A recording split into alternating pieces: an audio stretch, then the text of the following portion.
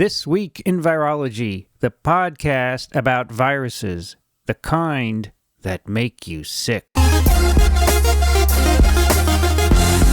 From Microbe TV, this is TWiV, This Week in Virology, episode 1239, recorded on July 25th, 2025. I'm Vincent Racaniello. You're listening to the podcast all about viruses. Joining me today from Western Massachusetts, Alan Dove. Good to be here. And it is, according to the Weather Service, it's 91 Fahrenheit, 33 C. My outdoor thermometer says 96 Fahrenheit, which is like 36 C, something like that. So it's hot, muggy, and clouding over and looking like thunderstorms coming through. Also joining us from Madison, New Jersey, Brianne Barker. Hi, it's great to be here. And it is also great to be indoors in the air conditioning. It is currently 93 Fahrenheit, very muggy. Also, we have severe thunderstorms that sounds like on their way. Yeah. Much better to be inside. 34 C here in New York, Chelsea. Yep, severe thunderstorm watch. Just great. Then all the trains will be canceled. Just great. Oh my gosh.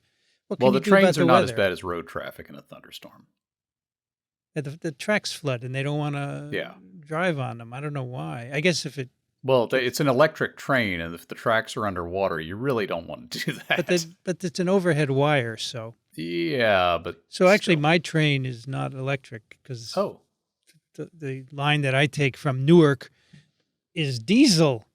Okay.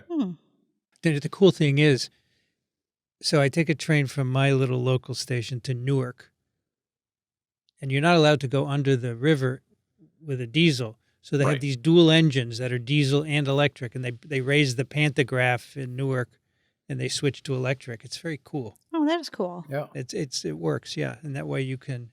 But on the other way, you have to switch in Newark, and then you get on a diesel and go down there, spewing smoke. But yes, the tracks get flooded, and they cancel. I don't know why. I guess if you go even a mile an hour, it's going to be throwing up water too much. Yeah, and I guess that's probably not safe. I mean, you're not supposed to drive through water. I don't know how much water you need to float a train, but that seems reasonable. And they wouldn't know if the water had eroded the ballast under the tracks. So the interesting thing is there are two tunnels that go under the river, which are reserved for Amtrak and New Jersey Transit. They share them. And PATH has its own tunnels. But they all filled with water during Sandy. Mm-hmm. Yes. And it corroded everything. So now they're not going to last very long.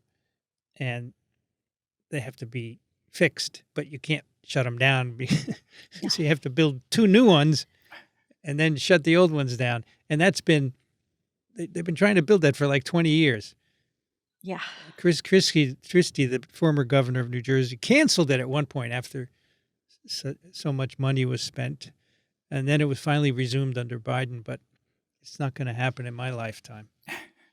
And so what happens is the electricity breaks, the signals break, trains break down in the tunnel, so there's only one, and then it's a mess. Yeah. Because at peak, like 20-some trains go through an hour. That's a busy tunnel. Very busy tunnel. But it was built in 1908, I think. Isn't that amazing that it still works? Yeah. And you can see the walls are just like a foot away. Even because trains were much different back then. They were putting steam engines through the tunnel back then, belching all that smoke. Oh, my gosh. Well, this is not This Week in Trains. I'm sorry. But mass transportation is very interesting. It is. And I think that, at least two of the three of us spend some time with those exact trains. So I used to, yeah. The mass transit in the U.S. is not very good. No. Outside of a couple of major cities, we don't. Yeah, if you look at Europe, it's just crisscrossed with tracks, right? Yep. They appreciate it. And we're going to do a paper today of a country, Denmark, which apparently gets everything right. Yeah, we're going to see some other perks of Europe. But they're apparently the wonderful place to live in the world. It is pretty nice. Yeah. but we can't all fit into Denmark. We cannot. No. If you like these programs where we mainly talk about science, right? That was 6 minutes of other stuff. People complain all the time. It's just 6 minutes. You could fast forward through it. We'd love your support to continue them. We talk about science here. We do real science, not disinformation. So if you want real science, come to us and help us to do these. We don't do ads. We depend on your support. You can go to microbe.tv/contribute for a variety of ways where you can help us, by which you can help us. And I didn't put any news in today because it's too depressing, and we're just going to focus on science. Yeah. Mm-hmm. Okay?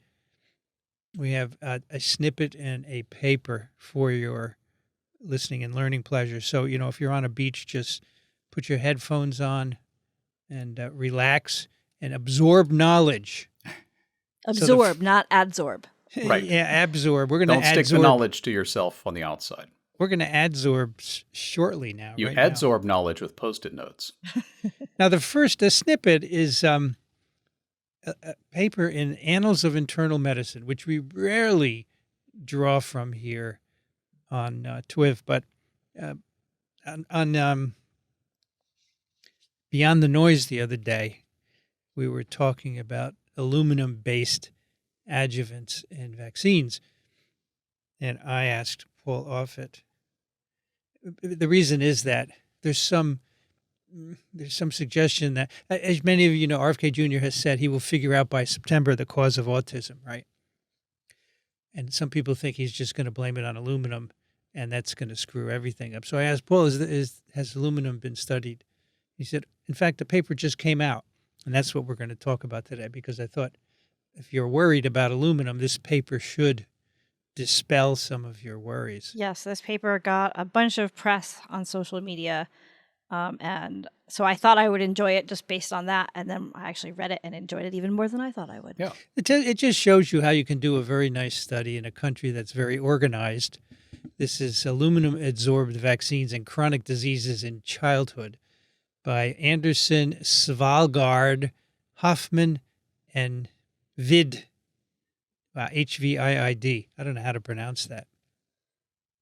And But, they're from I had this. So there's an interesting thing with this paper. It's free, but it's only free on the website. If you want to download the PDF, you'd have to pay. You actually can make a free account. Okay. It's the first time I'd been hit with a login screen to download a PDF for a paper that is free. But as a result, I don't have any highlighting on this because I'm looking at it on the website. But the authors are from Statens Serum Institute in Copenhagen and the University of Copenhagen. So I'm going to put a link to a very good webpage on aluminum in vaccines by CHOP, Children's Hospital of Pennsylvania. This is part of their Vaccine Education Center. Yes. And this is a good website.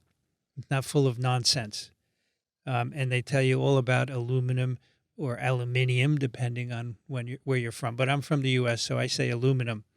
Aluminum is the third most abundant element after oxygen and silicon. And it's the most abundant metal, 9% of the Earth's crust. So you can imagine that it's everywhere. Yeah, it's in plants, it's in water, it's in soil and air. Brienne picking up an aluminum can there. There you go. I was actually thinking about it as I was reading this, wondering how much aluminum exposure I have from drinking things out of these cans. This is a very good point. This is a very good point. Yeah, the aluminum exposure you have, those cans actually have a plastic lining in them. Otherwise, your drinks would taste metallic. And people are sometimes worried about the bisphenol A in that plastic lining, which I don't know if that's a concern or not, but aluminum is not really getting into you from there. Aluminum is probably getting into you from your vegetables because a lot of plants absorb aluminum. In fact, one of the things you'll see if you go to this to the CHOP website on aluminum and vaccines is they have a very helpful chart of how much aluminum is in different vaccines, and then scroll down a little further, and there's a chart of quantities of aluminum in other substances, ranging from breast milk to antacid. and you get far more, aluminum from an aspirin than you do from any vaccine, from actually a lot of things other than an antacid. Soy-based infant formula has more aluminum than regular infant formula. So basically, the aluminum you ingest every day, which they say is like 7 to 9 milligrams. Typical adult ingests 7 to 9 milligrams of aluminum per day. Is far more than any vaccine. Vaccines are minuscule compared to that. And so, but nevertheless, aluminum adjuvanted vaccines have been studied for safety during the licensure procedure, of course. But the people nevertheless still worry about their safety. So, people are worried about potential neurotoxic effects of, in this paper, they call them aluminum adsorbed. They're actually aluminum salts. It's not actually ground up metal, folks. It's aluminum salts. Mm-hmm. So this paper tries to address that in Denmark, where the Danish childhood vaccination program was established in 1943. It offers vaccines, recommended vaccines. They don't mandate them. They recommend it free of charge to all children residing in Denmark. Why can't we do that here?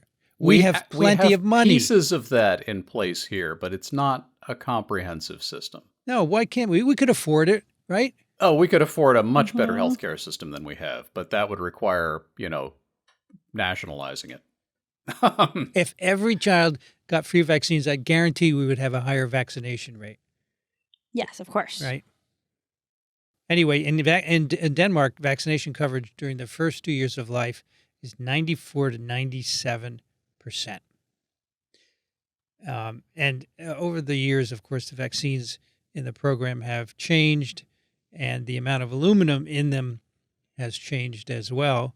So that gives you a nice way to look at the effects of different amounts of aluminum on chronic diseases, and they've looked at a number of them here. So they take the Danish nationwide healthcare registries, and they can use that to study what's going on. So this is a cohort.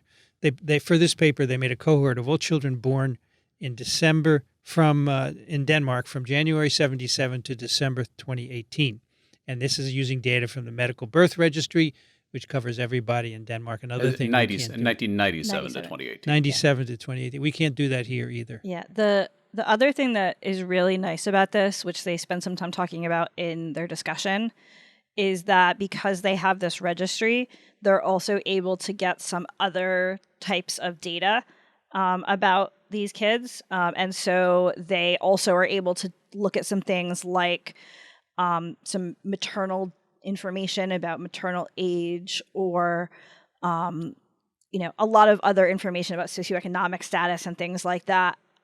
They spend some time talking about how a previous study had kind of come up with some similar findings, but then listed a whole bunch of confounding variables that they couldn't actually deal with. And here they actually, because of this, the breadth of this database, have the ability to deal with all of the confounding variables as well. Well, most of them. Well, there still could be some that they don't know There could about. be some. Many of them. They also have, as a result of this database that they've got, the cohort is huge. It's 1.2 million kids that they're looking at here. And it's not completely comprehensive, but no other study would do any better. No, frankly, right. In terms of confounding variables. So the registry is great because it's not only who's born, but all kinds of information about the babies and their parents, right? Mm-hmm. Does the mother smoke during pregnancy? It's all there. And you can link to vaccination records. You can link to hospital diagnoses. And so you get a lot of information. And so to be in this study, that children had to be alive at 2 years of age. They can't have left Denmark. They can't have certain pre-existing conditions, and they exclude children whose mothers had not lived in Denmark for at least 2 years before childbirth. And this is So- a study. So this study is being done entirely on computer, entirely using databases, and apparently entirely voluntarily, because Yes. they list the primary funding source as none. Mm-hmm. They say here, register-based research in Denmark is exempt from ethics committee approval. under Yes, I Danish saw law, that. which I don't think it is here. No. Probably. All right. So here in Denmark, since 1997, this childhood program has, and they say, has offered parens, that is not mandated, an aluminum adsorbed vaccine for diphtheria, tetanus, acellular pertussis, inactive polio, Haemophilus influenza B, and three DTaP, IPV, HIB, and others, pneumonia vaccines, and so forth. And so you have a nice table where it shows the sequence of all the changes that have happened over the years in the schedule, the vaccine schedule, and of course you know how much aluminum is present in each one, so they can know the timing, number, and types of vaccines given to each child, so they can calculate the total aluminum exposure from all childhood vaccines received by 2 years of age. So that's the exposure. And then they're looking at 50 different adverse events, 36 autoimmune diseases, 9 atopic or allergic, 5 neurodevelopmental disorders with specific definitions. And they follow the children from 2 years of age until December 2020, or if they until 5 years of age. Yeah, I think it was more until they turned 5 was how I was looking at it. Yeah. And so they have a nice figure showing. They look at 1,224,176 children, about half of them female, born during this period. Only 15,000 did not receive any aluminum adsorbed vaccines. Since they all have aluminum, the vaccines, I assume those are the only kids that didn't get vaccinated, which is interesting because you make it voluntary, and still the Danes line up. It's great. Well, I think being free is a big part of it. So the median exposure to aluminum was 3 milligrams, and the total ranged from 0 to 4.5 milligrams. 4.5 milligrams. This is the total exposure to aluminum. How much does an average adult get All per the day? vaccines. All the vaccines. 7 to 9 milligrams is an average adult ingestion. Right. And in that CHOP paper, it mentions things like a buffered aspirin is 10 to 20 milligrams, and an antacid is 104 to 208 milligrams. Yeah. So if the median is 3, that is much lower, and that's all the vaccines combined. That's much lower than an aspirin or an antacid. But you shouldn't give aspirin to kids anyway. So they have a table showing the number of outcome events in these kids. And what you can do is calculate the hazard ratio, where you compare the likelihood that you're going to get one of these adverse events in kids who got aluminum versus kids who didn't, or in kids, more importantly for this study, increasing per milligram of aluminum, right? And so let's go through a few of these. So most of the autoimmune disorders were pretty rare, ranging from 0.8 to 50 per 100,000 people. And the hazard ratios for this, for per 1 mg increase in the cumulative aluminum was 0.98. Right. And if people are not familiar with hazard ratios, basically a hazard ratio of 1 means that the two groups are the same. The risk factor gave you 1 times as much. Yeah. Yes, right. And so the fact that the hazard ratio is 0.98 basically means that there is no change in the hazard or in the risk with this particular, with the aluminum of 1 milligram. And the confidence intervals go from 0.94 to 1.02, which would encompass 1. Mm-hmm. And so you can't get more precise than that. I mean, they have plenty of subjects here, so it's just a variation. So that was autoimmune disorders.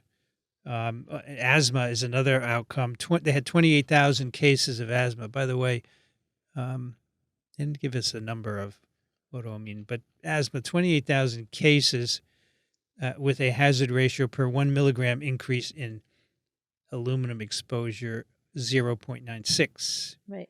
I mean, technically, I guess if you wanted to be really, really, really pedantic, you would note that these numbers are actually a little bit less than 1. A little, yes. Not statistically. Not It significant. doesn't actually yes. really matter, but technically they are a little less than 1. So the Yes. aluminum, if anything, is helping you. Right. Well, the problem is that RFK Jr. says the huge increase in autism is caused by something, maybe aluminum. But this is not a huge increase. This is not an This increase. This is very, very small. That's the whole point. And it's, here. if anything, a decrease. 0.94 is what it looks like here for autism. Yes. So autism is 0.94. Yeah. So you're 4,800. if you're going to even ignore the statistics, you'd say you're less likely to get autism if you have aluminum in your vaccines. Well, but that's not statistically. That's within error. Yeah, range, statistically, so. you wouldn't say that. But if someone really wanted to try to press the point, come up with something, they're still going to lose. Well, interestingly, since they removed thimerosal from vaccines, the rate of autism has gone up, not down as you would predict. But the cost of vaccines went up. Yes. Because you can't put them in multi-dose containers if you don't have thimerosal to preserve them. Yes, that's right. You have to do individual containers. So what else? So we had autism spectrum. Had 4,800 kids who were diagnosed with it. And we talked about that. And they say estimates for individual outcomes were incompatible with any increased risk due to aluminum. And also they looked at boys versus girls, and basically it's the same outcome. So there's no sex bias there.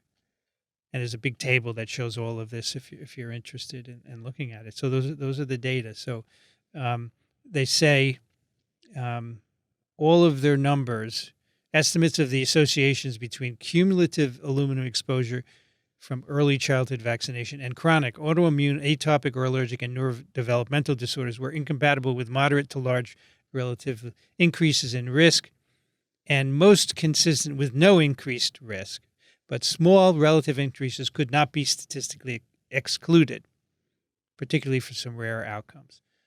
So at most, you might have some rare cases associated with aluminum, but not the huge numbers that are being blamed on aluminum.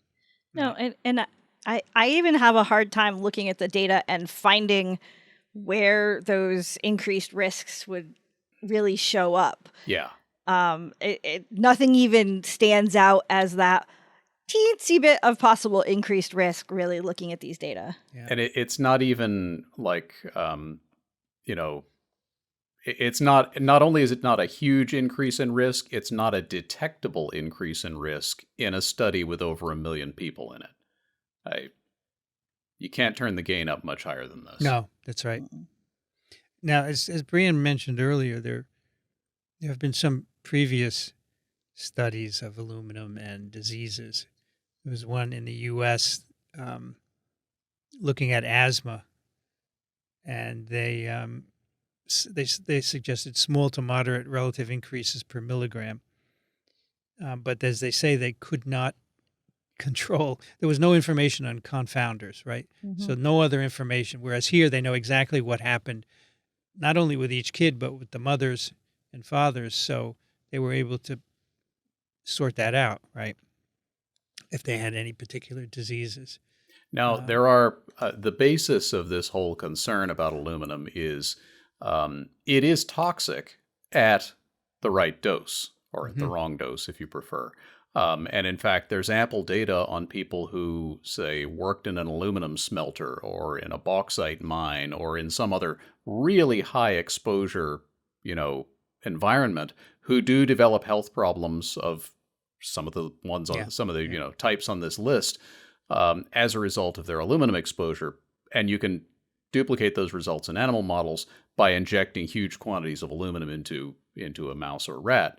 But that's, these doses are nowhere in that vicinity. And there's a toxic dose for everything.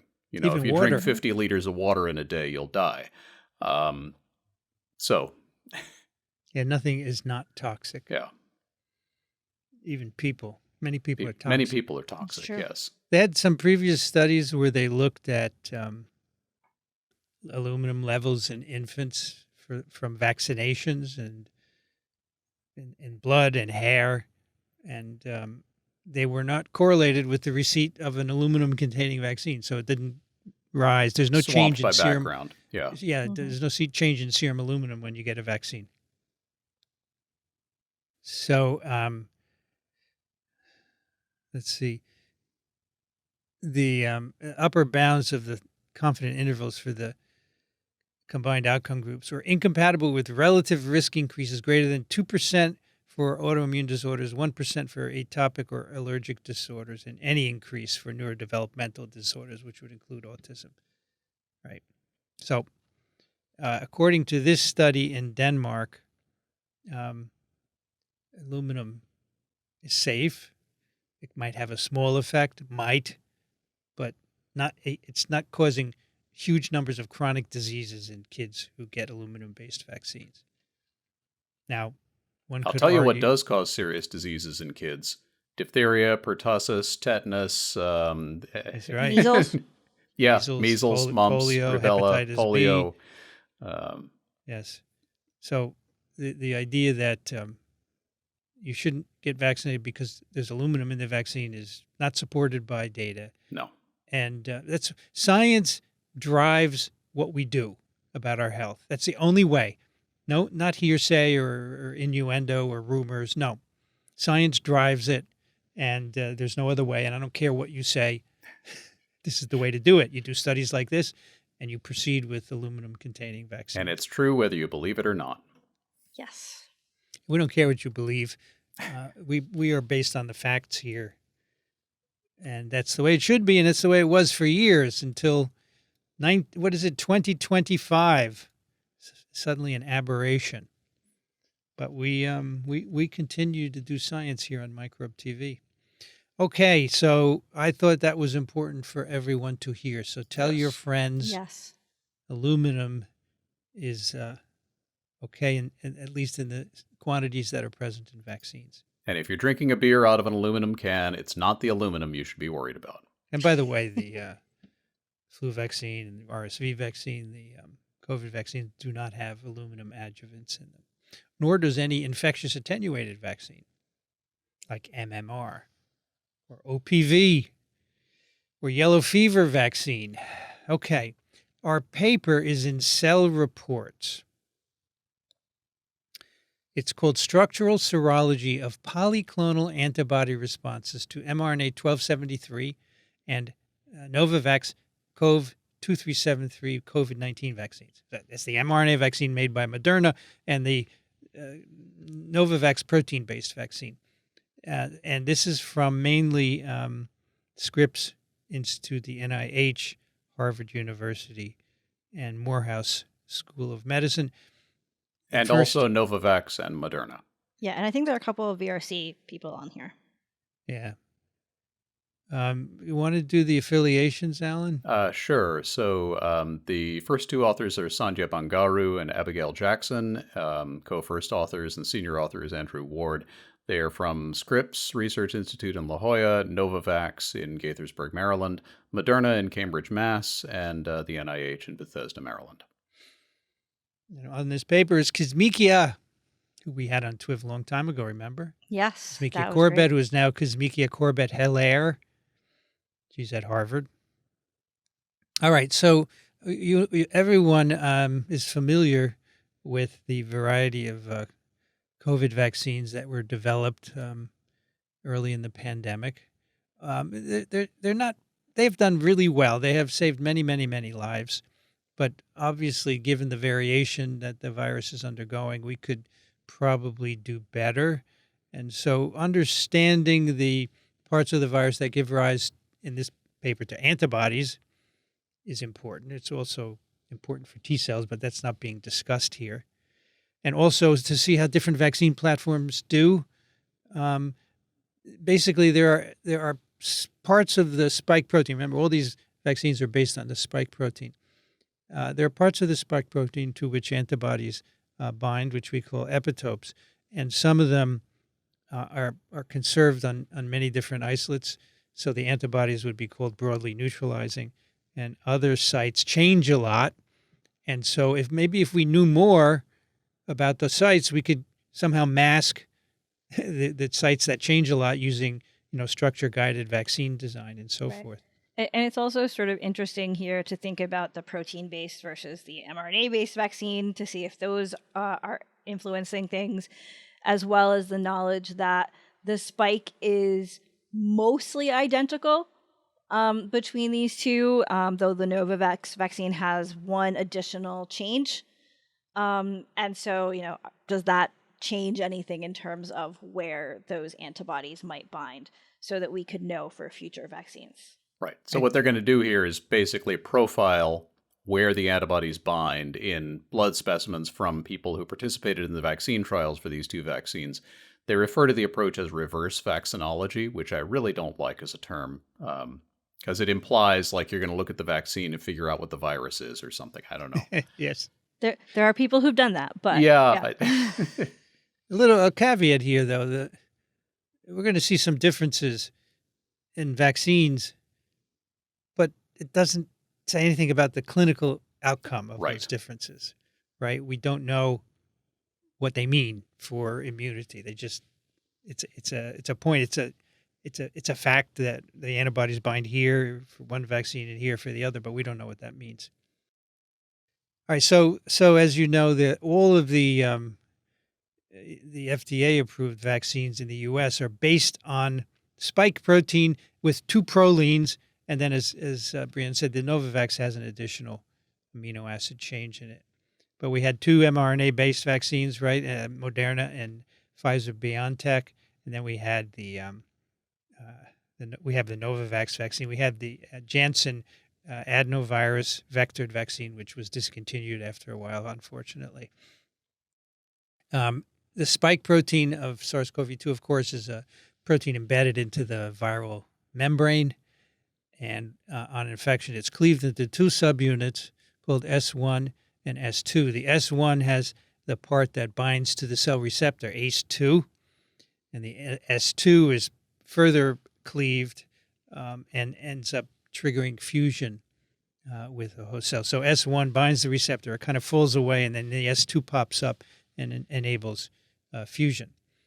And the S1 has what's called an N-terminal domain, because so the N-terminus is the very beginning of a protein. The first amino acid is the first N-terminal domain. So there's a domain that, for lack of a better name, it's just called the N-terminal domain. And then there's a receptor binding domain that binds to ACE2. And neutralizing antibodies that have been studied exhaustively from people who get vaccinated, people who get infected, and this idea, naturally infected. You don't need naturally, because there's only been one challenge trial. You just say infected, right? Yes. In infected individuals, most antibodies against the spike target the receptor binding domain, right? And why is that? Well, it's a good way to block infection, right? You interfere with the spike engaging the receptor, and you can block infection. There's also another mechanism, but we don't need to get into that. And the reason, by the way, these vaccines have a couple of changes to the spike is to stabilize the protein that's going to be expressed or injected for purpose of the vaccine, so that it's presented in a way that's relevant to the immune system. The other target of neutralizing antibodies is the N-terminal domain, which they call, and the N-terminal domain has two subunits, and it's called the S1 N-terminal domain supersite.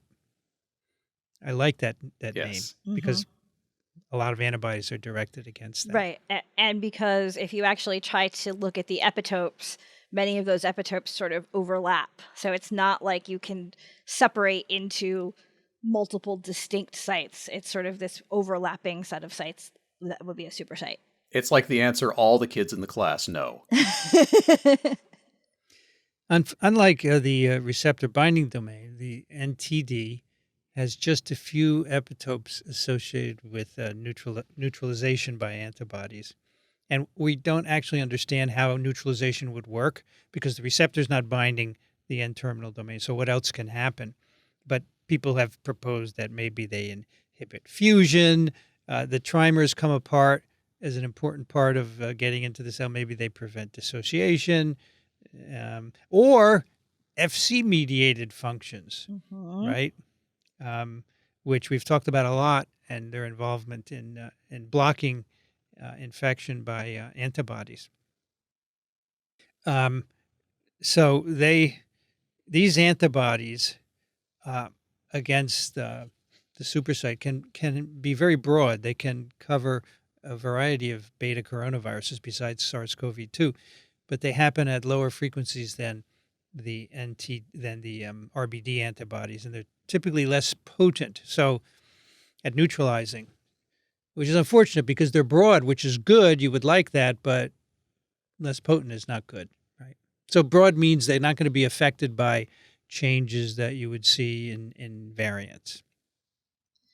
And the phenomenon that Vincent just mentioned is sometimes referred to as immunodominance. So your immune system doesn't make the same amount of antibodies to all epitopes.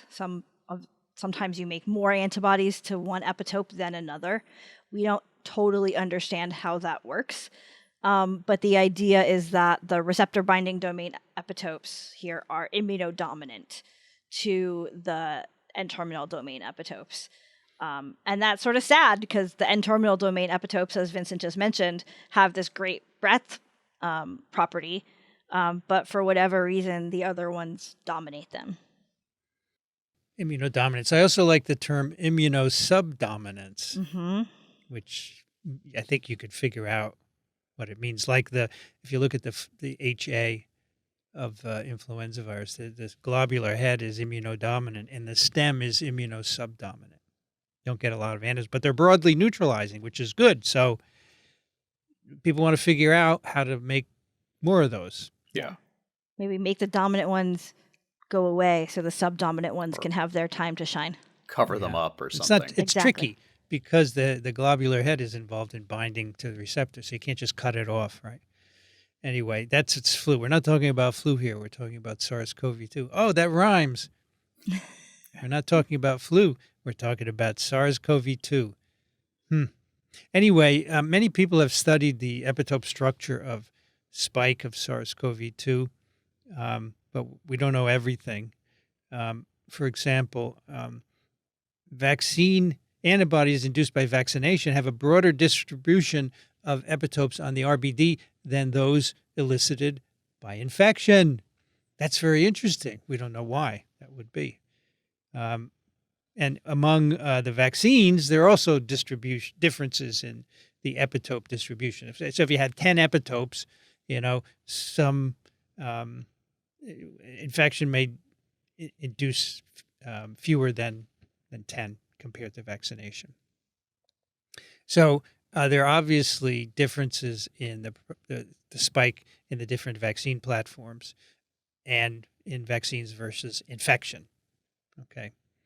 So this what they do here is to look at antibody responses to the Moderna mRNA vaccine and the Novavax protein-based vaccine. They use electron microscopy-based polyclonal epitope mapping, MPEM. MPEM, yes. Where you can mix spike with an antibody and look at it in an electron microscope, of course. Yeah. And it's important that it's a polyclonal antibody. So these are the actual population of antibodies made by an animal. So you're going to have a mixture of antibodies to different epitopes on that same antigen. So you've got a bunch of antibodies that are binding to different little sites, different targets on that antigen. And so we're looking at sort of that whole population of antibodies that's made, in this case, by their non-human primates, instead of looking at just a purified one antibody that all binds to one epitope. So as I said, we're comparing Moderna with Novavax. largely, we're going to do it in non-human primates and in humans. And again, both vaccines include the whole spike, the mRNA vaccine. They all have 2 prolines to stabilize the spike and give you better immunogenicity. The Novavax has another change that confers resistance to proteases.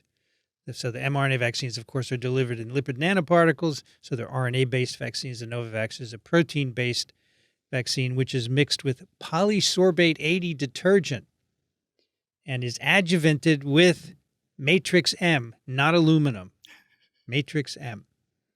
And they look at the serum-derived polyclonal IgGs from non-human primates and clinical trial donors. They look at the very first SARS-CoV-2 that we knew about, the ancestral Wuhan isolate, and variant spikes that subsequently emerged that we'll tell you about specifically. And they compare all of these responses. Now, both vaccines, as we said already, elicit predominantly an N-terminal domain response, mainly targeting either the supersite or the membrane proximal face, with a larger diversity of N-terminal domain antibodies seen in the Novavax vaccinated group compared to the mRNA. So I'm giving away the story here, but we don't know what that means clinically.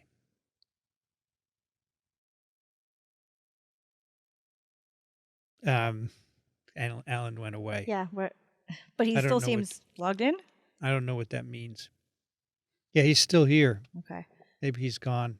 Well, which is impressive because I'm the one who has the severe thunderstorm that we were watching is definitely here. Anyway, the NTD and the N-terminal domain antibodies. Hello. So this is a prime boost regimen. You get shot and then you get a booster shot. And so the N-terminal domain antibodies were found in pre-boost and 3 months post-boost, some clinical trial donors, at levels comparable with receptor binding motif antibodies and were the most susceptible to variant changes compared to others. So we're going to talk about that right now. So the first experiments are done with vaccine responses in non-human primates that either got the Novavax or the Moderna in a prime boost series, right? Mm-hmm. And these have been all reported before, so they're just taking the reagents from those. Yep. The boosts were given at either day 21 or 28 for Novavax and the mRNA vaccine. Both vaccines, of course, elicit neutralizing antibodies in non-human primates, and they previously have been shown to induce antibodies against the RBD in the N-terminal domain. And so they first do negative stain EPEM, MPEM, electron microscopy with polyclonal antibodies. Because you could do 2 ways here, and that's what they do in this paper. You could negative stain them, and so you get a nice black and white image of the spike and the antibodies bound to it, with not a lot of resolution. But then you could do cryo-EM and get much more resolution if you're interested, but that's going to be a little bit more work. Right. But the negative staining will still give you a lot of information on what's binding. Yes. And if someone is not looking at the figures, they don't show us the negative staining. They kind of show us this computerized model of the outcome. Yes. So they have polyclonal antibody fragment, and so the FAB regions of the antibodies, they just purify those from, again, serum IgGs from day 35 or day 42 bleed, day 35 for the protein and day 42 for the mRNA. So a little bit of extra time there. And they use this, and they find high levels of spike trimer dissociation, which is one of the effects of some of the antibodies. The spike is present as a trimer, and some of the antibodies dissociate the trimer, which is not good for infection. Right? So they have higher levels of trimer dissociation with antibodies from mRNA immunized animals. And it's much lower in the Novavax immunized animals. I don't know what that means. Okay. Clinically, I don't know what it means. It's just an observation. Yeah, that's kind of a running theme through this paper. These are interesting and useful observations. They're a starting point, and we don't know what they mean clinically. Yeah. So all animals from both vaccine groups had polyclonal responses to the RBM receptor binding motif, which is, in particular, an immunodominant site on the RBD, the receptor binding domain, which is part of the receptor binding motif associated with ACE2 blocking activity and potent neutralization. And they also see antibodies to the other parts of the RBD core. None of those others were seen in animals that got the protein-based vaccine, which may explain, as they suggested, the trimer degradation properties of the mRNA vaccine-induced antibodies. So the RBD is the most dominant site for inducing antibodies. The second most is the NTD super site, and they get 7 out of 8 non-human primates make antibodies targeting this site, and they go through the different residues that are involved. We don't need to talk about that. Then they want to know if these responses to Novavax and mRNA vaccine, remember, these are vaccines based on the original SARS-CoV-2, the Wuhan strain of SARS-CoV-2, how they react with other variants. So they're going to test these sera, or the polyclonal antibodies, against spikes from alpha, beta, delta, and omicron. Remember those terms, folks? Yep. How many times we talked about them on TWiV? Alpha, beta, delta, omicron. This is just a subset of all the variants that emerged. And what they find, and they say remarkably. So when these people say remarkably in a paper, you need to look at it carefully. See if it's really remarkable. Yeah, because people like to tout their own results, Yes. right? Remarkably, certain antibody specificities to the RBM seen in both vaccine groups were able to retain binding against most tested variants, whereas the antibodies to the NTD supersite gone against all the variants that I've just mentioned. Okay, so NTD, boom, the variants take away the binding, but RBD, the antibodies are still able to bind variants. So I thought that was a very interesting. It's remarkable. It is remarkable, actually. Yes. Okay, so do these responses? Could you shift responses to more conserved epitopes if you're boosted with a variant spike instead of the original? Because so far we're looking at you get original Wuhan and you're boosted with Wuhan. So what happens if we get Wuhan and then boost with a variant? Could we now perhaps get some of those subdominant responses to be boosted? So they used the beta variant, which has some amino. And by the way, folks who wrote the paper, they're amino acid changes. They're not mutations. It's not arguable. Mutation is a nucleic acid thing. It's not my doing. It's the definition of mutation. We don't make the rules. I don't make the rules. And I know that English is a plastic language, but science terms should not change because then people will have trouble understanding. Yes. The changes, the amino acid changes in beta, they have changes near the N-terminal domain supersite and in the receptor binding motif. And these were thought to allow immune escape from vaccine-induced responses. So they have serum from a Novavax non-human primate study that compared responses to the original Novavax protein-based vaccine and a beta spike-based immunogen. So we have 3 non-human primate groups, okay? Group 1 gets a homologous prime boost with the beta spike. Group 2 gets a homologous prime boost with the Wuhan spike. And group 3 gets a heterologous prime boost with Wuhan beta. I'm not going to remember it, but I'll try and remember to point it out. This is the problem with this, is that as you read a paper, you have to always go back and say, well, what was that again? What was group 1? What was group 2? Okay. So they take a polyclonal serum from the animals and they do their negative stain MPEM to see where the antibodies are binding to. This is a relatively recent technique. It's cool that you can do this. It is. I didn't know about this technique until I read this paper. Yeah, so Andrew Ward, I didn't either. Andrew Ward, the senior author, the PI, is the guy whose lab has developed this. Yeah. So they take sera from these 3 groups of animals, and then they react them with spikes from Wuhan beta or delta, right? And then they do their MPEM. So, of course, if you get the homologous Wuhan prime boost, you get the same results that we've already discussed in terms of what sites, RBM, NTD supersite, and other epitopes are bound by antibodies. Both the homologous and the heterologous prime boosts with the beta spike gave good responses to the Wuhan spike.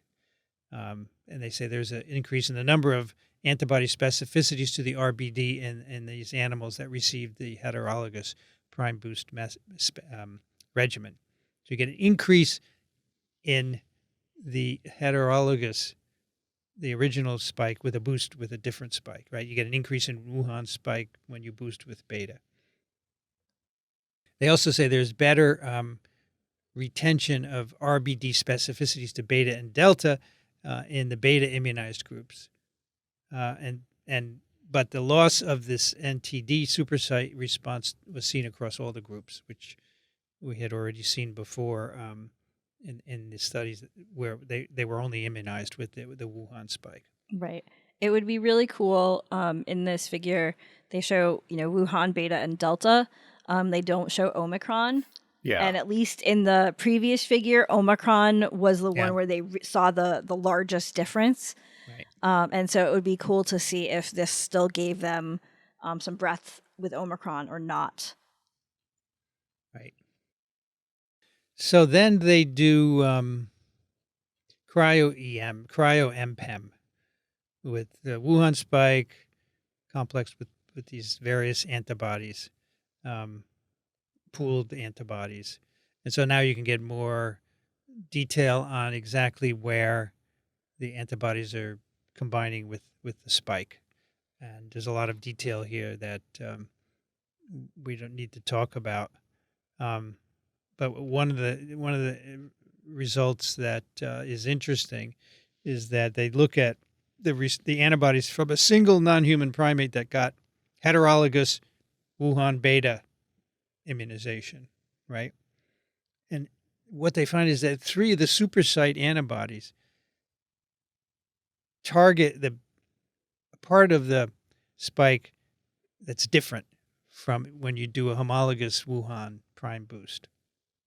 So the Novavax, so this is with Novavax again, Wuhan beta Novavax, you now get an expansion or a different part of the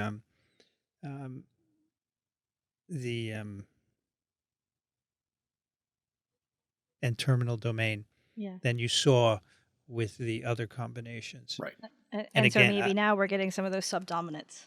Yeah, so that could be, and that would have to be tested in some way to see if it mattered, right? Yeah. But it's an interesting observation. Yeah. Also, But this figure now looks like structures, and Yes. where the other one looked like there were socks on the Yes. model. It does look like socks. Yes. Well, the spike is good because that's based on a structure, but then, the antibodies look like socks. Lots of socks. I know. Yeah. Okay, and so summarizing this cryo-EM, so both the homologous and the heterologous prime boosts with the protein-based vaccine, they give you responses to the immunodominant supersite and the part of the N-terminal domain that is near the membrane.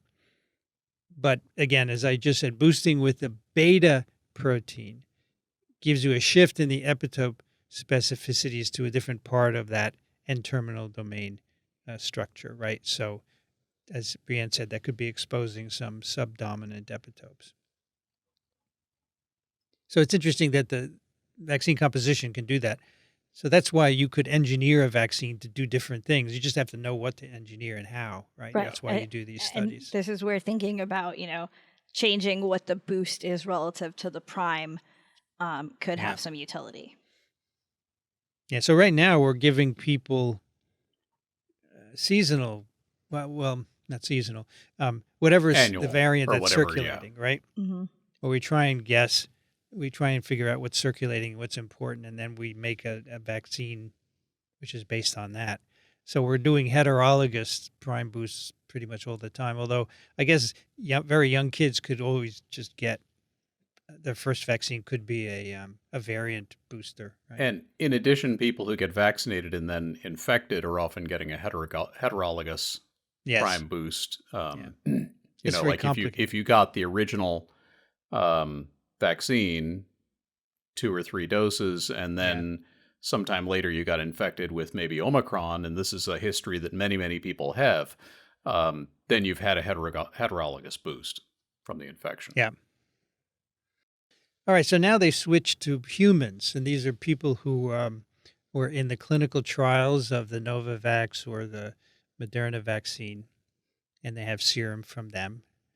And so they have serum for Moderna at day 29 and 43, and for Novavax they have day 21, 49, and 105. So more things to remember, unfortunately. So 3 days for Moderna, 29, 43, 2 days only. And Novavax has 21, 49, and 105. The 105 is really far out. It's like 3 months out, right? And so they do their MPEM with these polyclonal antibodies from these sera from these people. This is now people, okay? So if you look at the pre-boost time point, so in other words, you give that first dose, and before you boost, you have a collection of serum, and you look at those. So the Moderna day 29 and Novavax day 21, you see antibodies against the RBM, the NTD supersite, other sites in the NTD by mRNA vaccines. You see this also in Novavax, but they say the responses are limited. So less sites and lower titers, I think, is Fewer what that colors means. of socks. Fewer colors of socks. And so they did some 3-dimensional reconstructions. So they're doing cryo-EM to look at this in more detail. And they wonder if the bleed, the pre-boost bleed, which is day 21 for Novavax and day 29 for mRNA vaccine, maybe that's why there's a difference in the responses between the two. The Novavax, the protein base responses are more diverse. You see more epitopes targeting additional sites in the spike in the NTD and the RBD compared to the Moderna vaccine, the mRNA vaccine. The protein-based vaccines have a larger diversity of N-terminal domain antibodies compared to mRNA vaccines, as I've just said, and the responses to the protein-based vaccine at 105 days were lower. So that's the only one where we have 105 days, and that's in line with what they say is reports of vaccine-induced antibodies undergoing rapid decay until they reach a steady state. So they saw that going down here. All of the N-terminal domain supersite specificities were found in all donors, along with certain RBM responses. And they, at this time point, which is 105, they don't see many of the NTD and RBD core responses are no longer detectable. Then they looked at the Moderna day 43 and the Novavax day 49, right? So this would be the second immunization, I believe. And they do not negative stain MPEM with either Wuhan spikes or beta, delta, or Omicron spikes. And exactly as we saw with the non-human primates, there's a loss of NTD supersite antibodies against all variants in both vaccine groups. So that's a common thing with non-human primates and humans. The NTD sites, antibodies against those are gone, but they can't detect them by this technique anyway. So all of this tells you there's differences between the two vaccines, and there are differences between Wuhan and the variants in terms of reactivity of these antibodies. Particularly the NTD supersite is really susceptible. Yeah. As I look at the data here, I'm really struck, and this isn't just this paper. I've noticed this in a bunch of different SARS-CoV-2 papers over the past few years. But I think that one thing I personally have learned during the past 5 years is how important a boost is for breadth of a response. Yes. I think I often previously thought about the point of a boost was just changing the magnitude.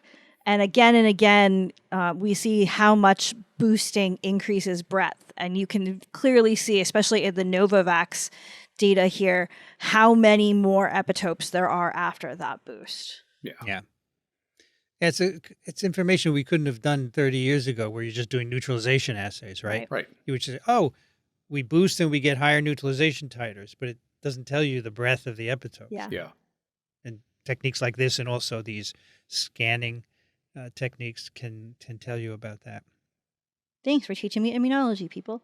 Thanks for teaching us immunology, Brianne. Immunology is inextricably linked to virology, right? Yes. I agree. I mean, there's some kinds of virology where you don't need any immunology if you're going to study replication in cells, like Alan's thesis project. Yes. Didn't need any virology. I didn't need any immunology, that is. But if you're talking about pathogenesis, you got to do both, right? Yep. They're linked.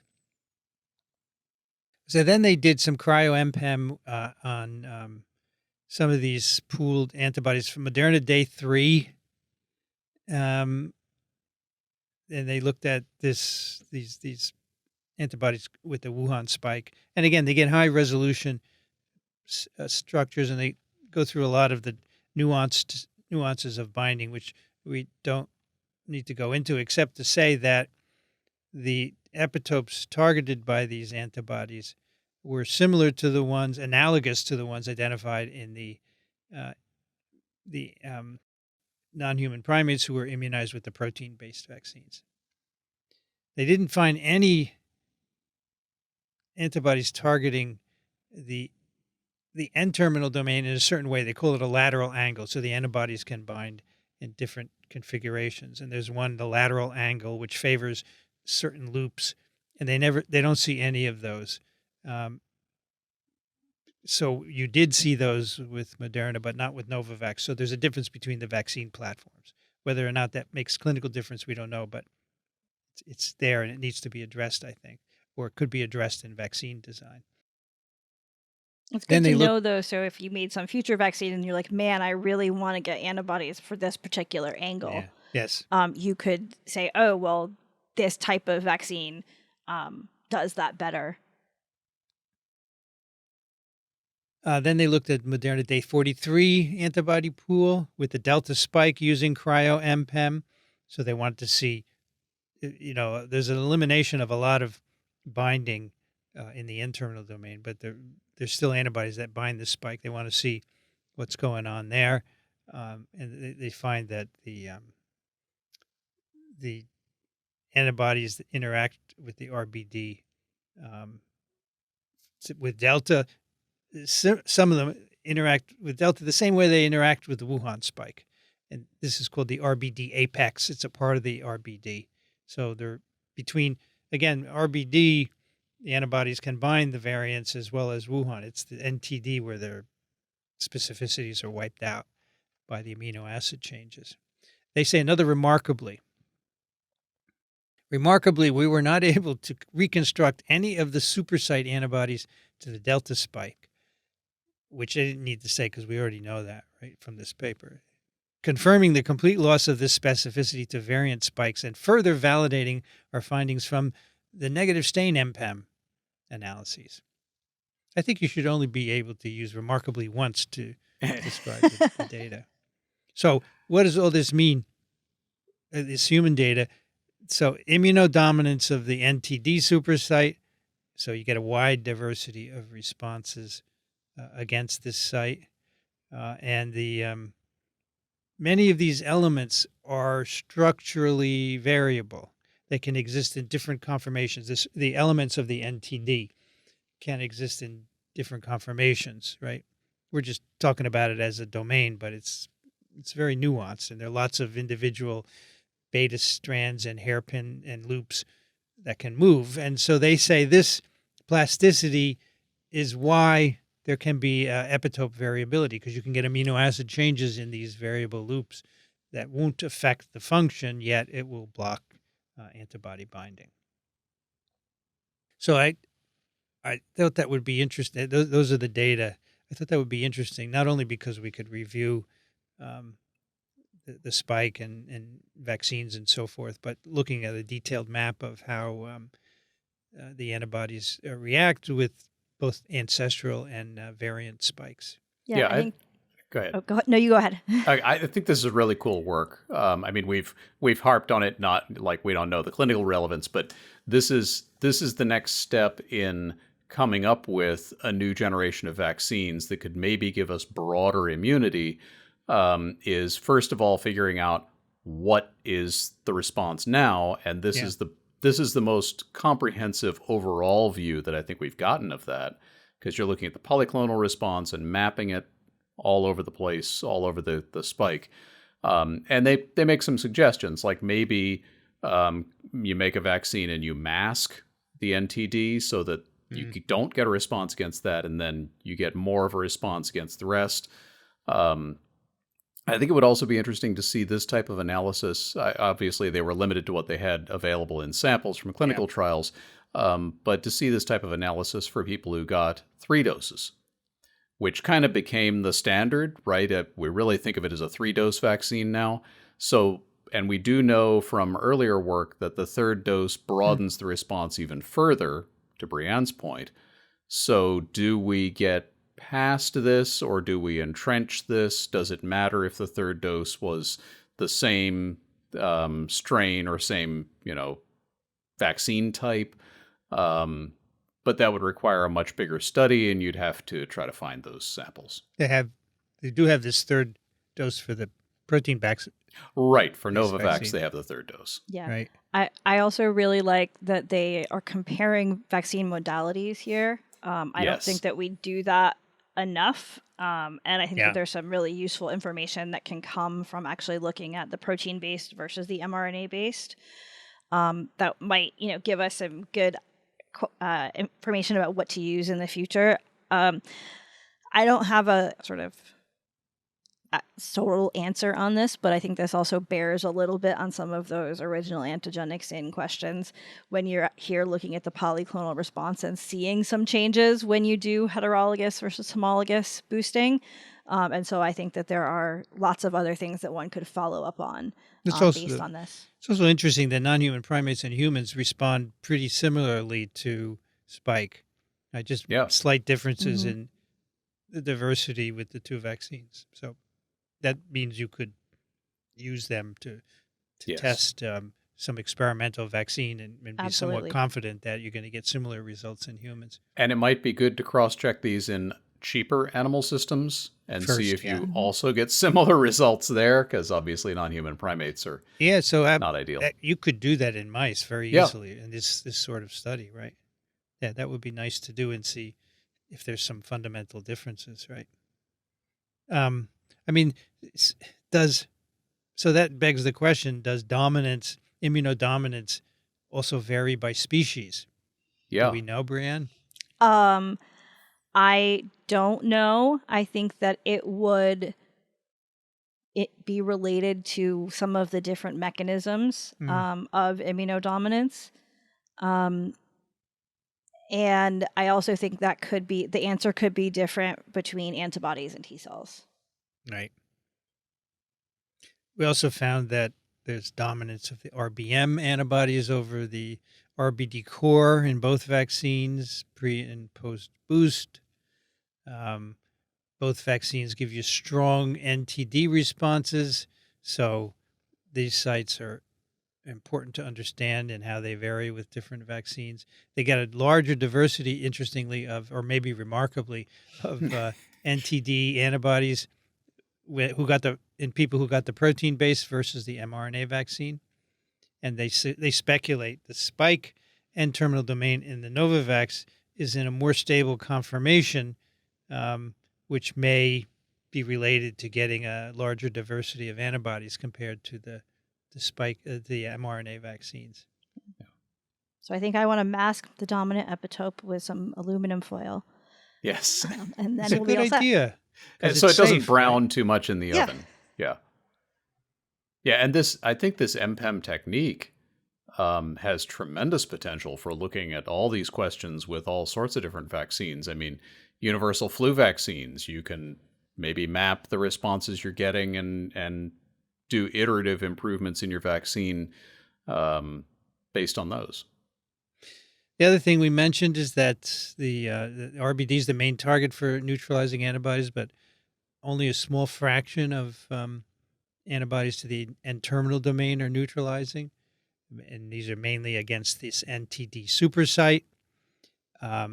Both vaccines give you a dominant response to the supersite, and they're very specific. Like if you immunize with Wuhan, those antibodies to the supersite will not react with the other variants, in contrast to the RBD, right?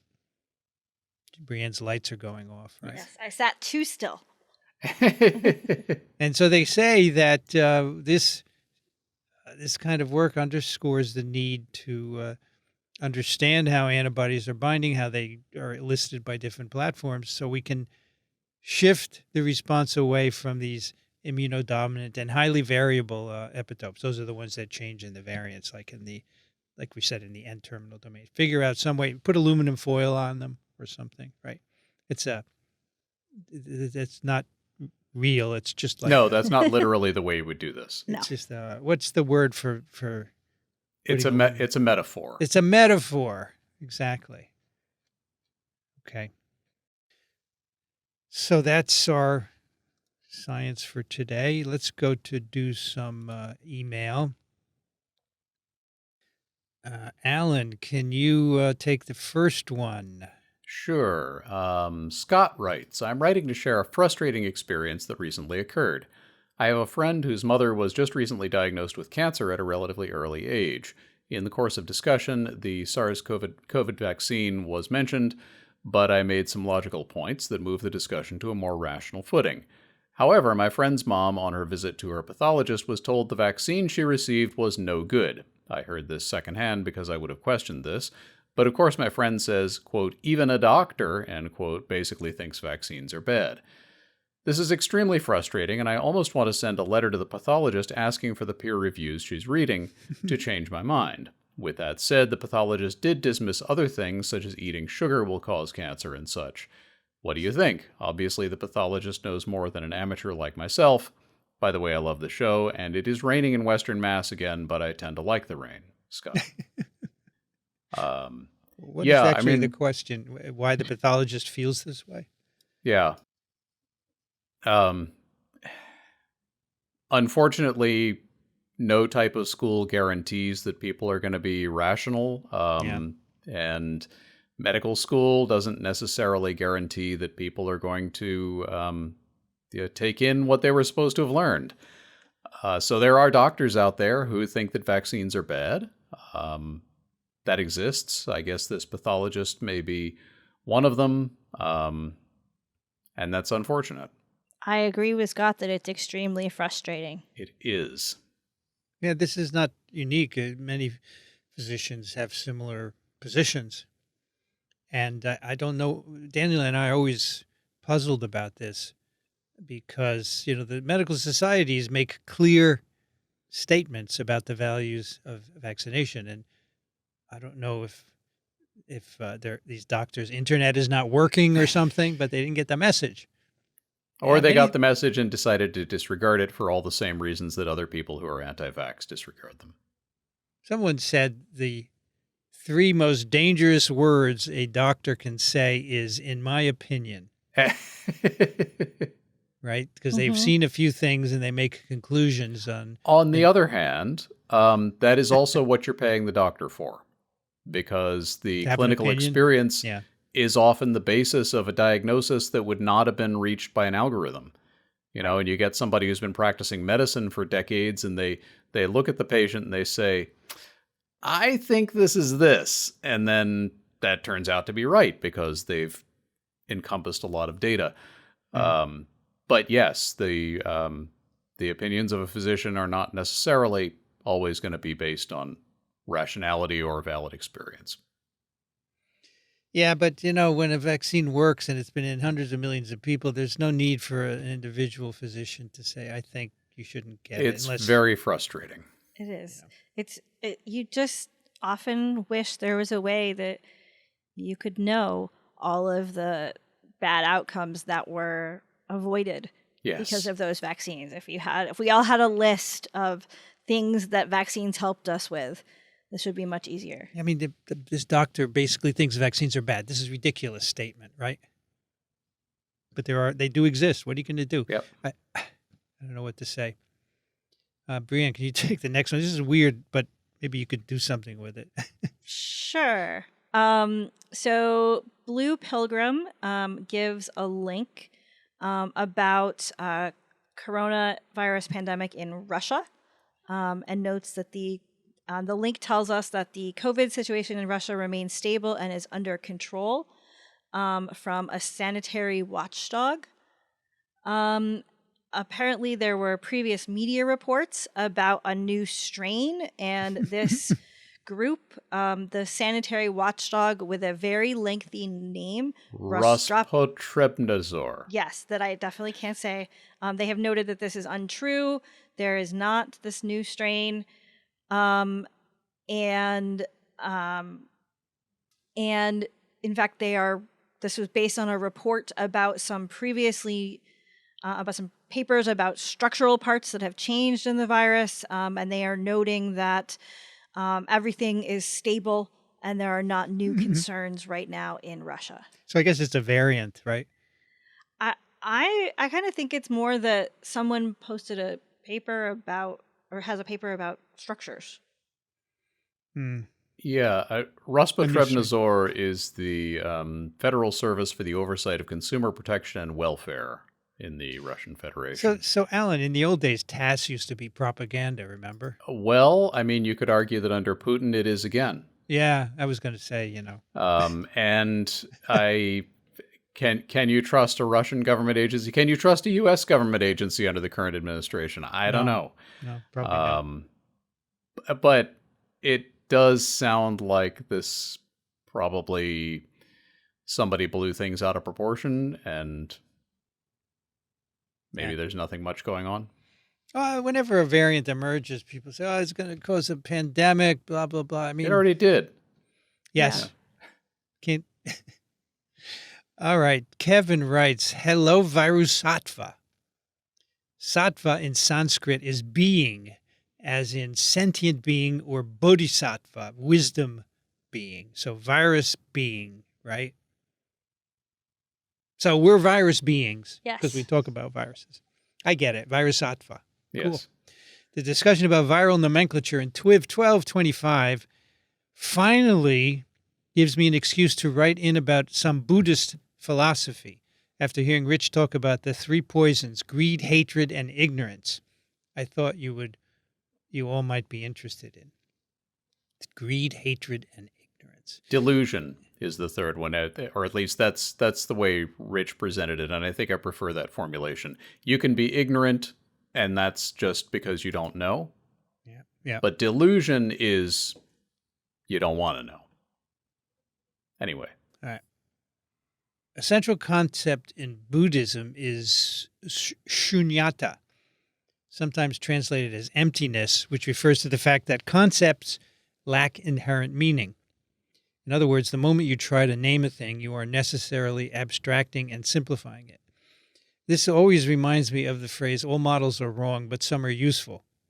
Species naming fights, not that you all were fighting, but there's a lot of winging online, particularly about viruses and bacteria, always strikes me as silly. Every bacterial cell or virus particle is a unique snowflake and also linked to every other in a long chain of evolution. If If you're going to draw boundaries and call one group a strain or another group a species, the boundary and the name is going to be by necessity arbitrary. And the only thing that makes one choice or the other correct is what we agree on to communicate. To be clear, this is not an argument for nihilism. Clearly, some models are more wrong and some are less useful. And I do appreciate your continued commitment to promoting the less wrong and more useful. One of the bodhisattva vows that I think you all seem to embody, though you may not realize it, is delusions are inexhaustible. I vow to end them.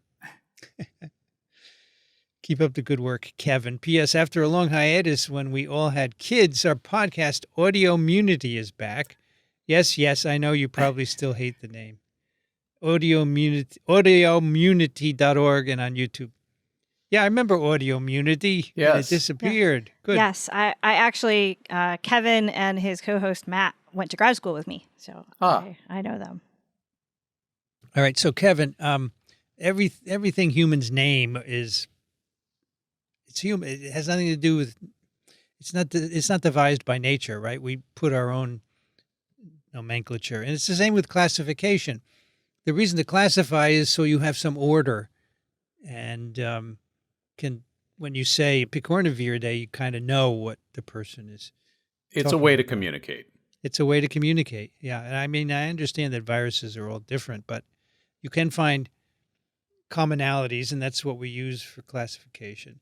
And yes, there is an arbitrary number, a percentage of genome identity, for example, that we've decided makes something a different genus or a different family or whatever. Yes. But what else can you do? You cannot. There's no other way for it to work. Yeah, we did make up the boxes, and the viruses don't know which box they're supposed to be in at any particular time. That's right. But the boxes still are useful at some points. Yes, they're like models. They're wrong but useful. Alan. Okay, Charles writes, "Hello, Twivers. The weather in Spotswood is damp. The temperature is very pleasant at 72 Fahrenheit, 22 C. Spotswood is in Pennsylvania? I don't know. Spotsylvania is, no, Spotswood. Anyway, this is a couple of weeks old, but I just found it. I think it is a good explanation of why the Trump administration is wrong about the origin of SARS-CoV-2. It's from the Annenberg Public Policy Center, and it's from factcheck.org, an article which I have not looked at yet. It's a fact check. Yes. Thing. Trump administration incorrectly claims certainty about origin of coronavirus. Sure. Press secretary has said that a lab leak is the confirmable truth, which is a big lie. Yes. Mm-hmm. She doesn't know what she's talking about. Well, mostly she doesn't anyway. Neither do anyone else in the administration. But they explain here that these U.S. agencies, the CIA and the FBI, have concluded a lab origin is most likely, but they have been made with lower moderate confidence, and the agencies don't agree on the source. As many as 5 other intelligence bodies lean toward a natural origin. And Joel Wertheim, who works on pandemic origins, said the website is untrue. I think this is a good article. Not just because it supports a natural origin, it's giving you facts. Yeah. And you know, this is unbelievable that this government site is saying it's certain. Promoting conspiracy theories, yep. Well, I guess it's what the administration does, right? It's what this has come to. Yeah. All right, thanks for that, Charles. That's good. Alan? I just did that one. Greg? Right, I just read... oh, you read Charles. I'm sorry. Yes. Yeah. Brienne, sorry. It's okay. Greg writes, TWiV team, Brian's proposal about raising state income taxes in the Magnificent 7 states to offset Republican cuts to NIH is interesting, but it will not work in one of the 7, Illinois, where I live. The Illinois Constitution mandated a flat income tax at 4.95%. Pennsylvania also has a flat income tax, 3.07%, but I am not sure if it is mandated by their constitution. New York, New Jersey, Massachusetts, and California have graduated income taxes, but the top rates are already fairly high, between 9 and 13%, and further increases are likely to be resisted. Also, even if the states can transfer their funds to the NIH, which I doubt, the Republican House can say, "Thank you so much," and then cut an equal amount from the federal contribution to NIH. Money is fungible. It is not clear from Brian's letter whether the state funds would go to NIH or to similar research to be conducted within state research labs. The latter would probably be more appealing in each state, but it takes time and planning to set up lab facilities, as well as long-term commitment to maintain useful research projects. An alternative approach might be to encourage states to form consortia that might engage in long-term planning and investment to fill in gaps created by the NIH cuts. Best regards, Greg. So I remember the letter that Greg is writing in response to, where there was some discussion about taxes in 7 states that were Democrat-led to lead to additional research funding. And my recollection was that we spent a lot of time questioning what the 7 states were and really wanted to find them out. So I'm kind of impressed that Greg has figured out at least 6 here. Yes. Yeah, someone else wrote in. Actually, I asked Brian, and he said what the states were. We read that letter in a subsequent TWiV. But I think it's a very difficult proposal. Right. Certainly. Yeah. He's right. The Republicans can just say, we'll cut this now. They're just not very nice. Blue Pilgrim writes, yes, Stengel was right, but I'm going to take a stab with predictions anyway. I think it was Casey Stengel said that. It was Yogi Berra, I think. Right? The future. Yeah, I thought there's been prediction is hard, especially of the future. Yeah. Yes. It's been attributed to Yogi Berra, but a lot of things have also been attributed to him that he didn't actually say. Right. To the point that he actually did say at one point, I've never said half the things I said. Anyway, Blue continues. I've been buying art materials and small flashlights recently and have found that much cheap Chinese stuff is not bad at all, but despite being cheaper than U.S. or European brands, works quite well. Perhaps not always up to the best domestic stuff, but so much cheaper it doesn't matter in terms of cost effectiveness and often up to surpassing the expensive U.S. and EU brands. So the U.S. is, I don't know what it has to do with anything. The U.S. is closing down research and scientific education. Where will new research drugs and the next generation of scientists come from? The BRICS nations, and especially China and Russia, too, the major countries, tell students to study chemistry, but also Chinese. Many of the top scientists from China are already being sent out of the U.S. and back to China. And what will they do there but research and teaching? We should fall into complete despair at the death of science in the U.S. because it's not really going to die, but find an afterlife elsewhere in the world. We will see new vaccines and drugs and research, but should learn Chinese and Russian to read it. Now, that's not true. If they want to sell it to us, it'll be in English. The U.S.-EU empires are dying, as all empires eventually do, but the work will go on. And the U.S.-EU empires will not be replaced by empires of China and Russia because they don't want empires. Been there, done that, got the T-shirts and found out it doesn't work well. They want a multipolar world, good business relations with other countries, sovereignty and peace and honesty for everyone because they think that's the best for the world. That's where it's all moving in the long run. No, they don't want honesty. There's no way. They do want good business relations, yes. I don't know about peace. Ukraine is not about peace, right? You're talking about Russia. Am I right or wrong? Well, I don't know, of course, but that's current thinking and feeling about it. And at 78, I've been wrong so often, maybe I got a sense of what it feels like and can avoid the dumb mistakes I've made in the past. Sadly, I'm too old to learn Chinese or Russian fluently or the other language I suspect will become prevalent. I expect much of that research, news, and drug interactions will be translated anyway. Exactly. Do you people at TWiV think this sounds right? I think you're being too doom and gloom. And also too optimistic, ironically. Frankly, education in science is not being shut down in the U.S. It's being cut substantially, which is not good, but it's not being shut down. It continues I mean, Brianne and I were just at ASV. There's a room full of 1,400 virologists who are incredibly productive and still going on. But it's not great. However, I do think this is going to turn around eventually. This is not the future of the U.S., and all research will not leave the U.S. All R&D will not leave the U.S., and I'm way more optimistic than you are. Yes. Right. Even if all of the things that Blue writes about come to pass, if we combine all of the BRICS nations, there are a lot of languages there. So I'm pretty sure they might have to come up with a common language, and English might be it. Yep.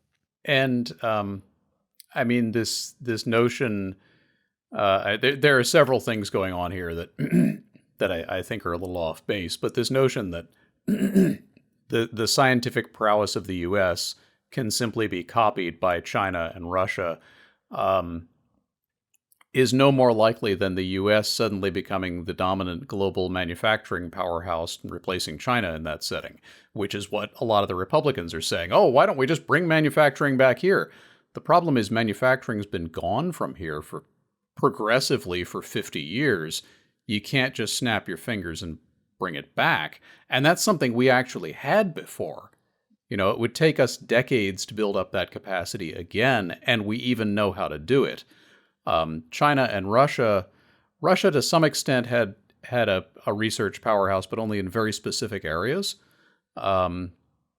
China, not so much. And that's not the kind of thing that you just invent overnight and set up. And I think by the time that happens, hopefully the U.S. will have politically come around and have stopped being quite so stupid at the top levels. So China had, at one point many years ago, not much of a research establishment. They recognized the importance of it. They invested in it. It took 50 years, but now they're quite good. They are quite good. No, I don't mean to research. disparage either of those countries in terms of their research output, but the idea of them becoming what the U.S. has been just instantly in the course of a single presidential term, that's not going to happen. And there also is excellent research in Brazil, India, and South Africa. Yes. Right. Well, I just think that if you have a plan, you can do it eventually, but it takes time. It took 50 years or more in China. John writes, I'm almost positive that you've mentioned the adjuvant in the Novavax vaccine and that it's in Shingrix and the malaria vaccine as well, and that it comes from the Chilean soapbark tree. I was surprised to learn that this was developed by a team of Swedes, too, which form a company around that, which Novavax promptly bought. The extract has other commercial uses as well. See Wikipedia, but IIRC, what's that? If I recall correctly. Yeah. At one point, why don't you just write it out? At one point, that's a problem with this society. We want to abbreviate everything. Kids these days.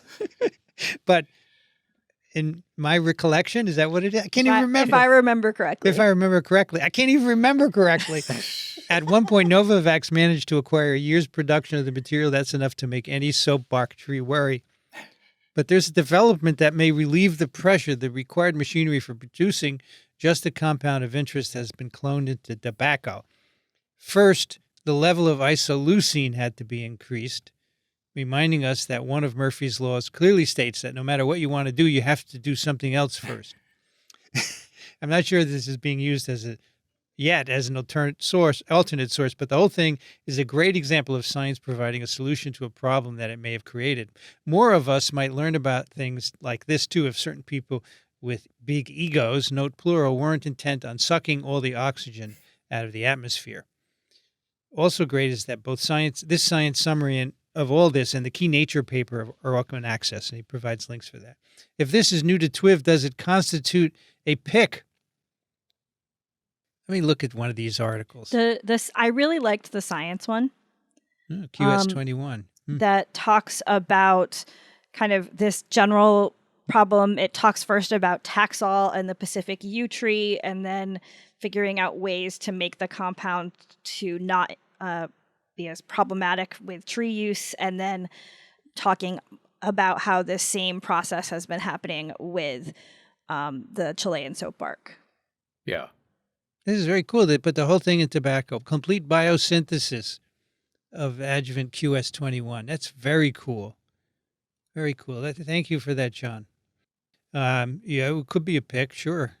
Sure. Around 24C yesterday afternoon here in Greater Braddock, when I tried to send this with a localized thunderstorm that delivered over 2 inches over an hour or two. Let's continue. Alan. Burnt writes, Dear TWiVers, thank you for your podcast. I've been an avid listener since 2020 when a former postdoc of mine drew my attention to TWiV. In recent issues of your podcast, you have talked about others wanting to let infectious diseases run through the flocks of farm animals to achieve herd immunity. This is, of course, nonsense. However, the reasons for this being nonsense differ depending on the production system. There are two situations. Number one, species where flocks are continuously replaced, and number two, species where flocks have continuity. The first situation applies in poultry and in pigs. Breeding occurs in a number of closed purebred lines maintained in biosecure facilities. Breeding is typically highly concentrated, managed by a small number of companies, in poultry very few indeed globally. Breeding is very intense. Production animals, say broilers or egg layers, are then generated through a number of generations where these pure lines are crossed and numbers are multiplied to produce the huge numbers of animals needed for production. Hence, production animals are continuously replaced to benefit from the genetic gains made through breeding and to benefit from hybrid vigor from the crossing of divergent lines. Farmers cannot breed their own animals to produce the next generation of birds or pigs. Doing so, they would lose half the hybrid vigor, and they would not be able to benefit from the genetic gains. The upshot in this situation is that there cannot be any herd immunity as the flocks are replaced by naive animals over and over. Herd immunity is totally irrelevant in this situation. The second situation applies in species where continuous flocks are kept, say in cattle, horses, sheep, etc. I think those would be herds, not flocks. Here, the reason why herd immunity through uncontrolled infection is irrelevant is different. Say a herd achieves herd immunity. To do so, all or most of the animals must survive whatever infection we're talking about. If we are lucky, the herd will exhibit herd immunity for a while. However, over time, new susceptible animals will be added to the herd as animals are replaced. After a while, the herd will no longer have herd immunity, and a new outbreak can occur, and susceptible animals will be exposed and get ill. The net result is that all animals, at some point in their life, will be exposed and probably get ill. The only animals that can escape are the ones culled before the next outbreak. I.e., herd immunity is irrelevant for the total disease load. All animals will still get ill at some point. Best wishes, Burnt. Very good points. Herd immunity was originally developed with herds of animals. I don't remember what they were. Maybe cows. But the same thing happens with people.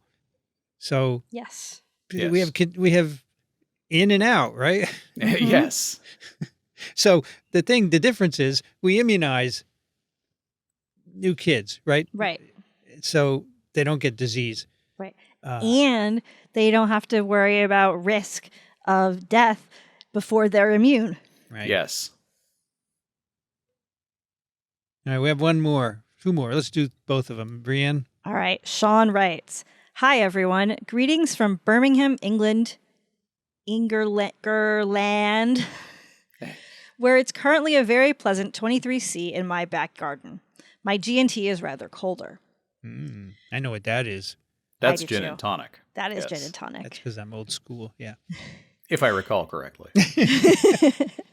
Your truly excellent discussion on the TCA cycle and associated pathways took me back over 40 years to my undergrad biochem subsid. I'm a microbiologist, and prompted what I think is a very important question. Can I keep selling sex for money, officer? So this seems to be a mnemonic for the TCA cycle compounds: citrate, isocitrate, succinyl-CoA, succinate, fumarate, malate, oxaloacetate, and the succinate is late, comes after the CoA. Amazing there's no K, right? Keep is just added to make it work, right? I guess so, yeah.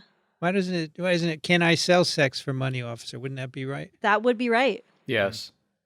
Okay, sorry. I having never heard this mnemonic before right now, I never. these heard are of such it good either. questions. Yes. Amazing what one retains after such a long time, but that one served me very well. Also, sincere thanks for everything you continue to do and for making this particular topic more accessible and engaging than my lecturers ever did back in the day. Kindest regards, Sean.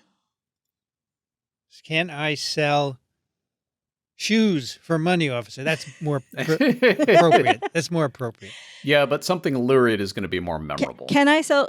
But then Yeah. why would you be asking the officer? Maybe you're going to Yeah. sell them online. Okay. But can't I sell sex for money, officer? Like, asked innocently. Was Yeah. there something I was doing illegal? Yeah. Okay, one more. Joel writes, Dear TWiV workers, this over-the-top action flick, Cells at Work, about the human immune system and disease is surprisingly accurate and worth watching if for no other reason than to see the NK cell do her thing. Provides a link for that. So Cells at Work was a manga. Yes. I have some of the volumes where each cell in the body is given a person, right? And so there's an NK cell, it's a lady, and they're guys too. So apparently they made a movie, an action flick out of it. If you go to this internet database, movie database link, you'll see some clips. It's really over the top. It's totally crazy. This is interesting. There was an animated version of this released several years ago. Mm. And I guess this is the live action version. My daughter came across it because she was watching a lot of anime. And one of the things that drew her attention to it was that a lot of the voice actors in the cartoon Yeah. are voice actors in a video game that she and I both liked. Yeah. And so she was like, this is Ferdinand as an immune cell. Isn't that great? Yeah. That's Yeah. excellent. So Yeah. I have a very random comment off of this. He links here to IMDb, the Internet Movie Database, Yeah. where you can look up all sorts of information about actors and actresses and shows and movies and things. But one of the things I have learned is they also actually have some pages on podcasts. And so I at least have an IMDb page as a host of This Week in Virology, which I found.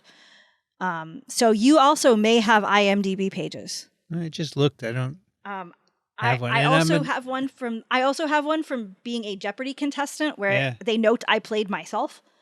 And I actually had to contact them and tell them that these two IMDb individuals were the same and to please link the two pages. TWiV has an IMDb page. Oh, are you kidding? That's cool. Yeah. Twin and Peaks. it's got all the hosts listed. And some guests.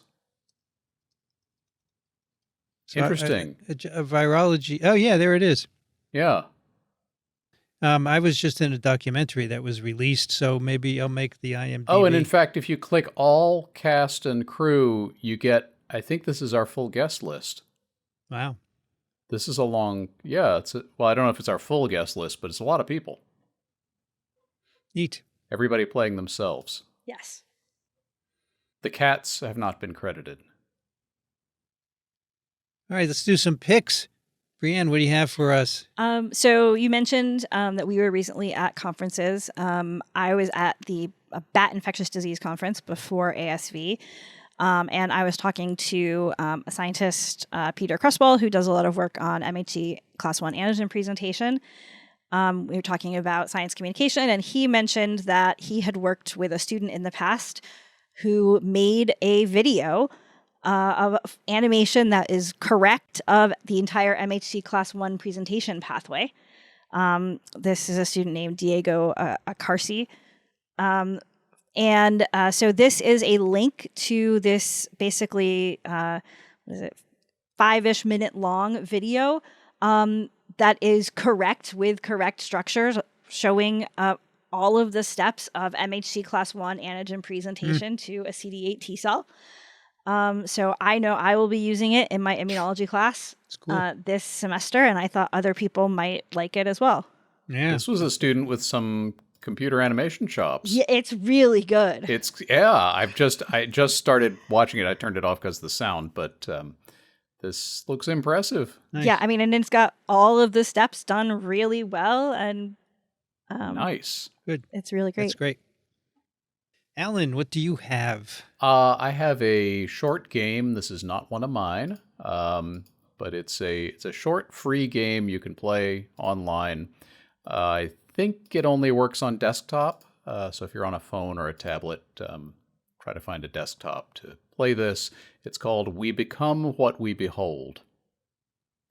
And you just play it, interact with things, and you'll have little stick figures running around on the screen, and you can interact with them in different ways that may be familiar to you if you've spent time on social media, and just behold things and see what you become.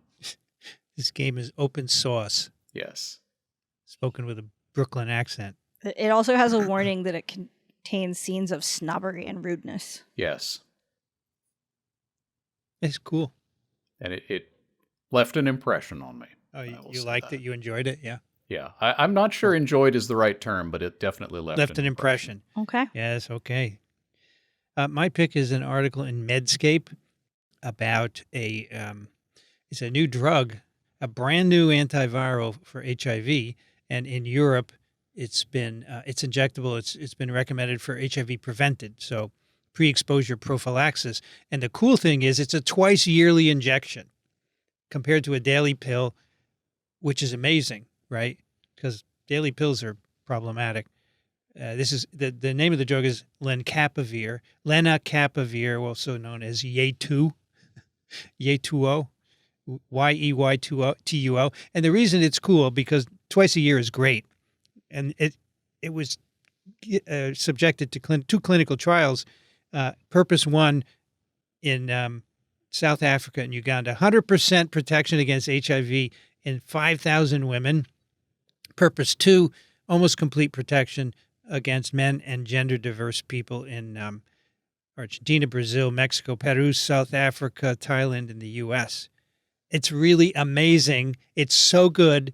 And it is a brand new class of antiviral. It binds to the capsid protein. So all the other HIV antivirals don't do that. They're either inhibitors of enzymes or inhibitor of entry.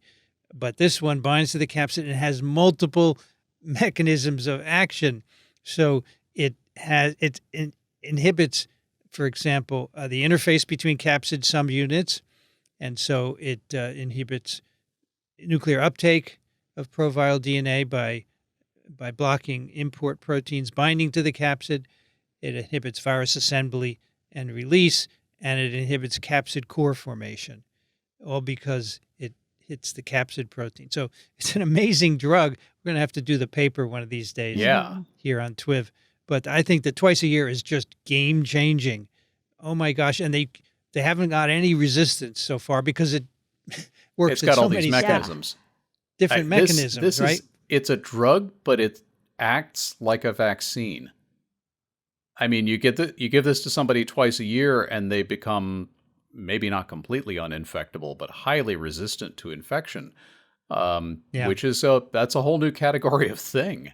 Yeah, it is. And pre-exposure is daily pill, and it's not as good. It's about 70% effective on its own, which goes up to 90% with condoms, right? And this one would probably be 100% with condoms, but anyway, it's very cool. Check it out. I know that the research that led up to this involved some really basic research about some proteins that bind capsid and that allow for species specificity in retroviruses. Mm-hmm. And so another place where really basic research is becoming really important for some clinical information. Yeah. Oh, should we keep going on basic research? Yeah, probably a good idea. I think it might be okay. We have 2 listener picks. We had one. What was it? Something about the adjuvant up before by John. Yes, the science article on the Chilean soapbark tree. And then we have one from Mary. Hi, Vincent. Dedicated listener. Love dipping into real science in the midst of all that's going on these days. My pick is something that showed up randomly on my YouTube feed, which thinks it knows me better than I know myself, and perhaps it does. I was caught up by the title of the song and the performer, John Prine, singing Lonesome Friends of Science, which I thought particularly apt given you know what. Provides a link for that. Be strong-hearted. Have courage. We will get through this. And a dose of John Prine's humor and humanity turned my day around today. Mary is in Corvallis, Oregon. And also the pick from John. And that will do it for TWiV 1239. You can find the show notes at microbe.tv/TWiV. If you want to send us questions, comments, picks of the week, you can do so. TWiV@microbe.tv. That's an email address. Remember email? Yeah, a lot of people still use it. And if you like these programs, we'd love to have your financial support. Microbe.tv/contribute. Brianne Barker is at Drew University, BioProf Barker on Blue Sky. Thanks, Brianne. Thanks. I learned a lot. Alan Dove is at alandove.com, turbidplaque.com. Thank you, Alan. Thank you. It's always a pleasure. I'm Vincent Racaniello. You can find me here at microbe.tv. Here means like the incubator, which is the home of Microbe TV, or on Blue Sky, microbetv.bsky.social. I'd like to thank the American Society for Virology and the American Society for Microbiology for their support of TWiV, Ronald Jenkins for the music, and Jolene Ramsey for the timestamps. You've been listening to This Week in Virology. Thanks for joining us. We'll be back next week. Another TWiV is viral.